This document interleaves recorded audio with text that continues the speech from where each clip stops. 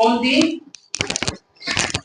Hello a very good morning my dear students. हम लोग कर रहे थे क्लास 10th का जियोग्राफी का चैप्टर नंबर 4। ठीक है, तो हमने इसमें मेजर क्रॉप्स पढ़ रहे थे। देखो मेजर क्रॉप्स हमारे पास कौन कौन से थे? Rice, wheat, milk, pulses, teas, coffee, sugar cane. ये सारे वो मेजर क्रॉप्स है स्टूडेंट्स जिनको हम खाने में यूज करते हैं किसी ना किसी तरह से।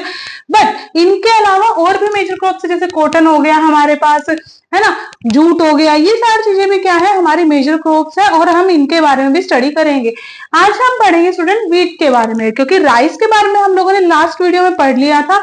तो आज की वीडियो में हम पढ़ेंगे किसके बारे में? व्हीट के बारे में।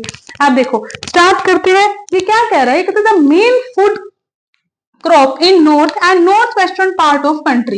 ये कहता है हमारा north and north western part of country का सबसे मेन क्रॉप है, यानी कि वहां पे सबसे मेजरली कौन सी फसल उगाई जाती है? हमारी व्हीट की फसल, हमारी गेहूं की फसल उगाई जाती है।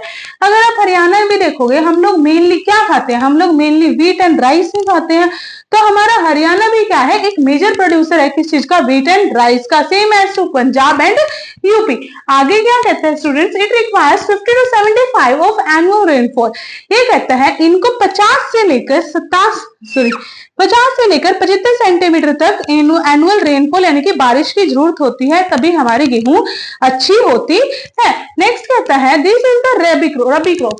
ये कौन सी फसल है स्टूडेंट? ये एक रबी की फसल है हमारी। It requires a cool growing season. इसको ग्रो करने के लिए ना ठंडा मौसम चाहिए, बट वहीं पे इसको हार्वेस्ट होने के लिए टेम्परेचर चाहिए, यानी कि हाई टेम्परेचर चाहिए, सनलाइट चाहिए, तभी ये क्या होगी, तभी ये पकेगी। अगर उसको अच्छा सनशाइन मिलेगा स्टूडेंट, हाई टेम्परेचर मिलेगा, तभी हमारी व्हीट की फसल, व्हीट की जो क्रॉप है वो क्या कर पाएगी? वो अच्छे से पक पाएगी, अच्छे से राइपन हो पाएगी। अदरवाइज वो क्या, कच्ची रह जाती है। नेक्स्ट क्या बोलता है? It is the second most important crop. ये क्या है स्टूडेंट? ये हमारी सेकेंड यानी कि दूसरे नंबर की सबसे इंपॉर्टेंट फसल है। फर्स्ट नंबर के कौन से थे? राइस। नेक्स्ट कहता है the Ganga Sutlej plains and black soil regions of Deccan are two important wheat growing zones. ये कहता है गंगा सतलुज रिवर के अंदर और हमारे दूसरा कहां पे? Black soil region of Deccan के अंदर ही हमारी सबसे ज्यादा क्या उगाई जाती है? गेहूं उगाई जाती है। टू मेन रीजन है। आगे बोल रहे हैं मेजर एरियाज कौन कौन से हैं जहां पे हमारी व्हीट उगाई जाती है? Punjab, Haryana, UP, MP, Bihar and Rajasthan. ये ऐसे मेन एरियाज है स्टूडेंट जहां पे मेजर यानी कि एक बड़ी क्वांटिटी में हमारी व्हीट की फसल उगाई जाती है। नेक्स्ट आपके पास बोल रहा है मिल्स। मिल्स क्या होता है स्टूडेंट? मिल्स होता है हमारा अनाज। ये 3 तरह का होता है। ये जो मिल्स होता है स्टूडेंट, बेसिकली हमारे मिल्स के अंदर क्या होता है? बहुत ज्यादा मात्रा में हाई न्यूट्रिएंट्स होते हैं और इसीलिए लोग इनको खाते हैं। बट ये सीजनली ही खाए जाते हैं। जैसे कि हमारे पास कौन कौन से 3 टाइप्स के? ज्वार, रागी और बाजरा।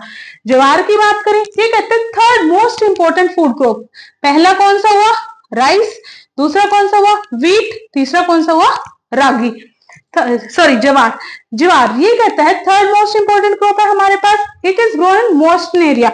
जहां पे नमी होगी ना स्टूडेंट, वहीं पे हम क्या कर सकते हैं? हम ज्वार को उगा सकते हैं।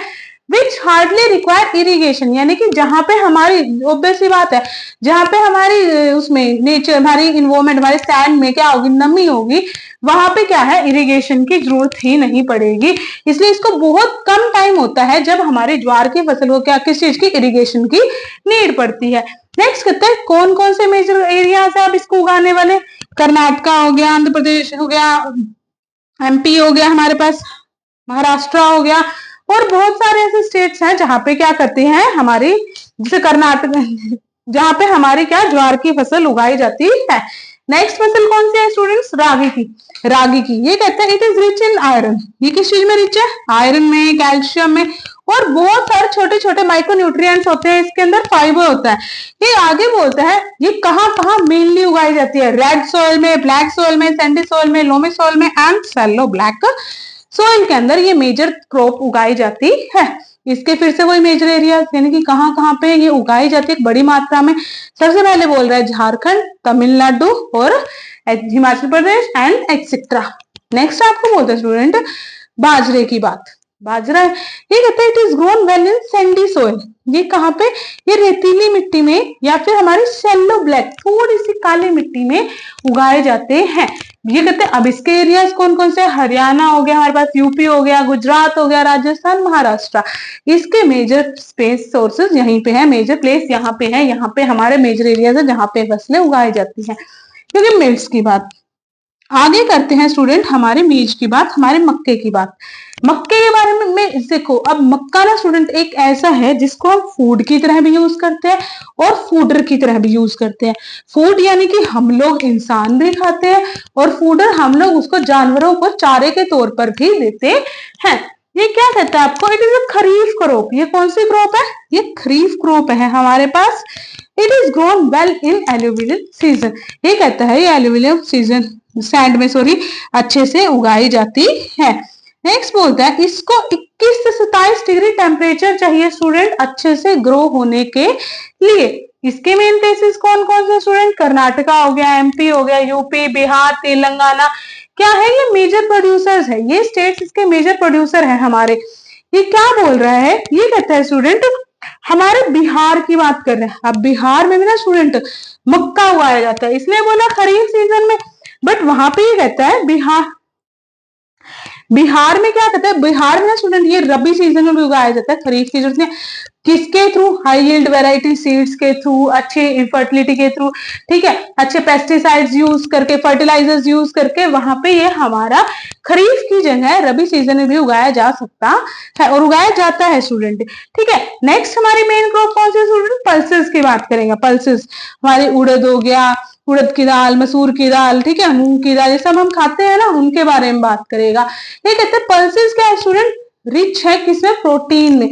अब जो लोग वेजिटेरियन होते हैं वो लोग क्या करते हैं, वो लोग बेसिकली पल्सेस ही खाते हैं। हम लोग इंडियंस है, बेसिकली हम लोगों में से मैक्सिमम अमाउंट में हम लोग वेजिटेरियन मिलेंगे, तो हमारे लिए रिच अमाउंट इन प्रोटीन हम लोग किसका यूज करते हैं, हम लोग पल्सेस का, हम लोग दालों का यूज करते हैं। ये कहते हैं इंडिया ही क्या है, सबसे बड़ा प्रोड्यूसर है हमारे दालों का। क्या कहते हैं, पल्सेस में India is the largest producer. India क्या है, लार्जेस्ट प्रोड्यूसर है स्टूडेंट्स हमारा, किसका, हमारे पल्सेस का।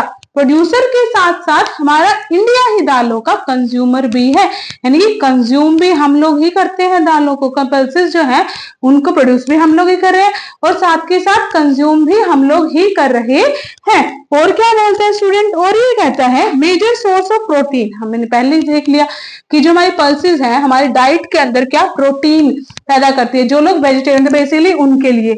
ये कहता है इसको कम मॉइस्चर की जरूरत होती है स्टूडेंट, ये ड्राई जहां पे सैंड होती है ना, ड्राई सीजन में ड्राई सैंड में भी आसानी से उग जाती है हमारी पल्सेस। ये कहते हैं except arhar all these crops help in restoring soil fertility.